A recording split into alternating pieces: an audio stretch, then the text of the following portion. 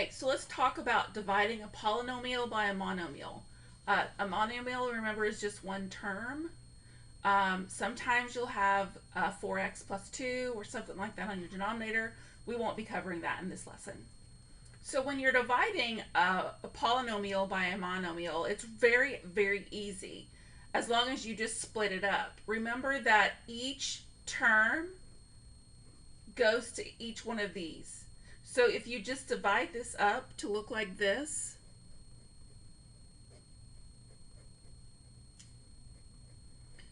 and all I'm doing is splitting it,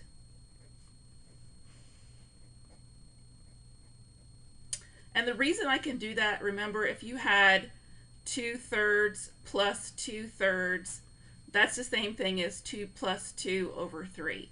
I'm just splitting it backwards. And now I reduce. 12 divided by 4 is 3, or I can reduce it by 4.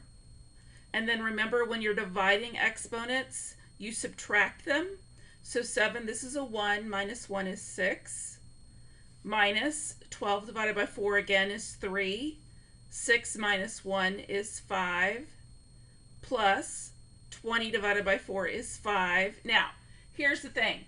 When you have the same thing on top and bottom, they don't cancel each other out.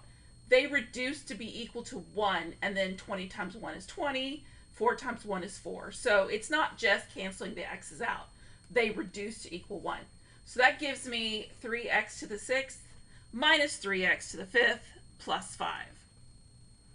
Okay, let's try a different one where we have a denominator that won't work out evenly. And this is what I'm talking about.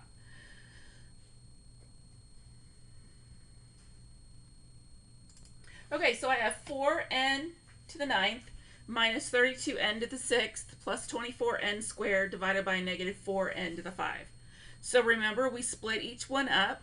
So I have 4n to the 9th over negative 4n to the 5th minus 32n to the 6th over negative 4n to the 5th plus 24n squared over negative 4n to the 5th. All right, so now what's 4 divided by negative 4? Negative 1. This also simplifies to be 1 and negative 1, so the negative 1 doesn't matter where it's at if it's a negative, as long as it's on one of them. Now, n, subtract your exponents, 9 minus 5 is to the 4th. Here, I have a negative divided by a negative, which makes it a positive. 32 divided by 4 is 8, and then 6 minus 5 is 1. Didn't mean to write that. Now, here's where we get tricky, because I have a denominator exponent that's bigger than my numerator. That means that when I do this, 24 divided by negative 4 is a negative 6. 2 minus 5 is a negative 3. Remember, you cannot have a negative exponent. So, negative n to the 4th plus 8n minus, now, only the n is to the negative 3. So only the n is what's going down below. And that is your answer. All right, let's try another one that looks a little different. This one is the exact same type of problem. It's just written differently.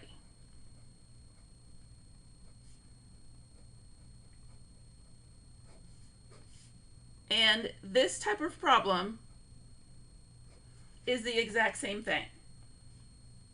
So, all I have to do is simplify it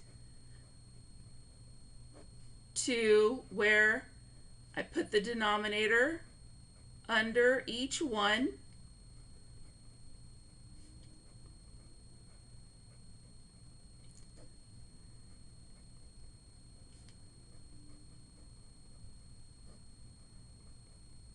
All right, what is 96 divided by 8? 12. What's 18 minus 20? Negative 2. Now, one thing we should have always talked about, a negative exponent does not make a negative number. Minus, what's 48 divided by 8? 6. 16 minus 20 is negative 4. 88 divided by 8 is 11.